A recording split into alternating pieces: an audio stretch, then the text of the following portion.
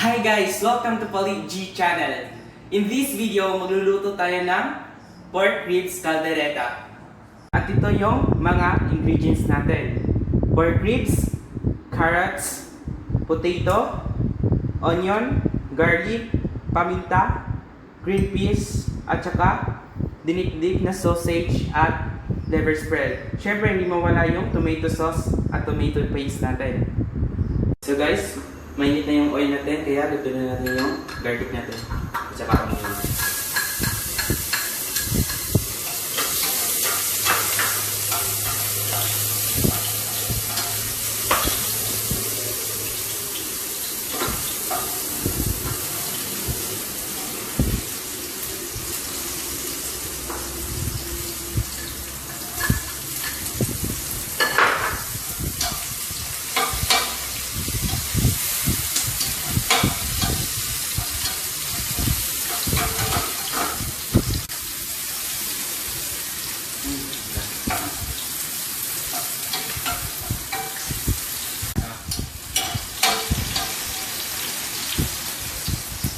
Luto na yung garlic at onion natin guys. Napakabango.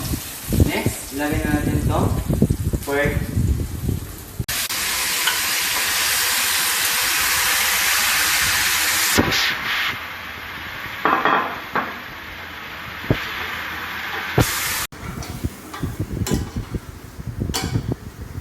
Antayin natin hanggang mag-brown siya guys.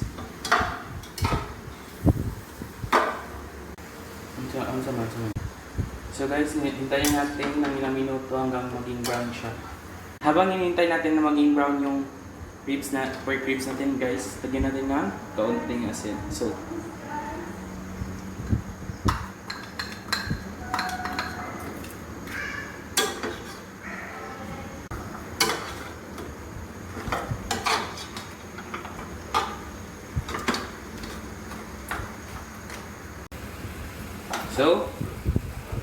brown na yung pork ribs natin. Ilalagay natin yung tomato sauce at tomato paste na natin.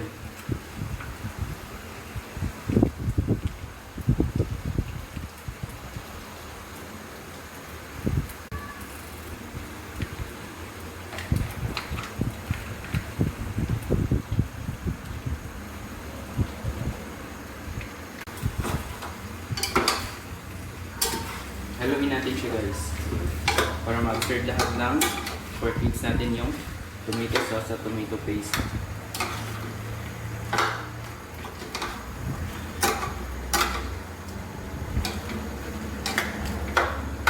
Pagkatapos natin ilagay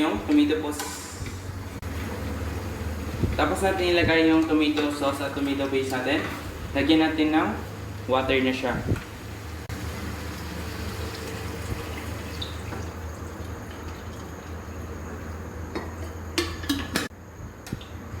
So, pagkuluan natin siya na 60 minutes.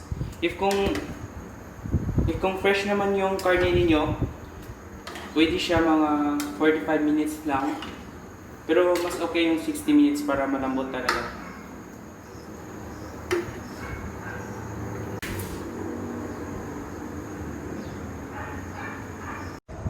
So guys, check natin yung niluluto natin.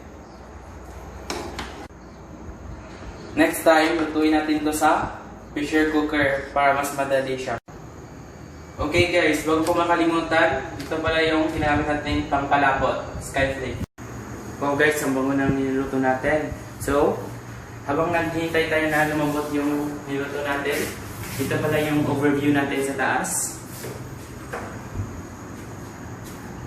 Mahangin siya dito guys. Ulitin na ito. Okay guys, ito pala yung overview ng little kitchen ko.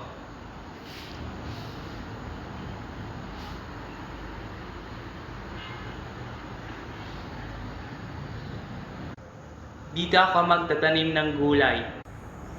Actually, may tanim na ako dito. Dito ako kukuha ng lulutuin ko.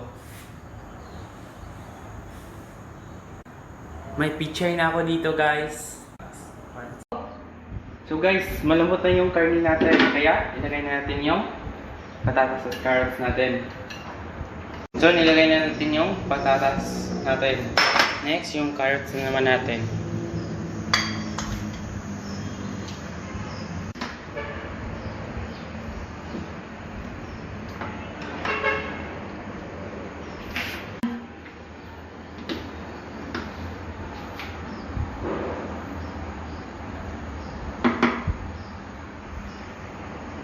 So, hintayin na naman natin yung maluto ating patatas at carrots. So guys, habang pinapalambot natin yung carrots at patatas natin, lagyan na natin yung dinikdik na sausage at liver spread natin.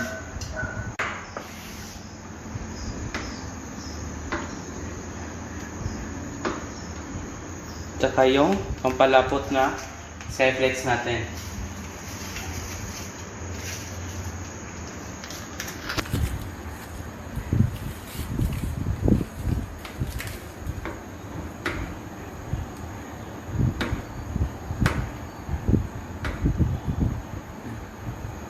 Patatas at carrots natin, tsaka lagyan natin yung green beans natin.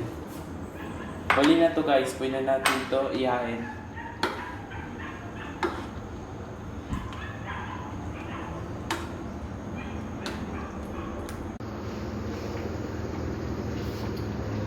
So, palambutin na lang yun natin yung green peas, tsaka pwede natin ihain. So, ito na yung finished product natin guys.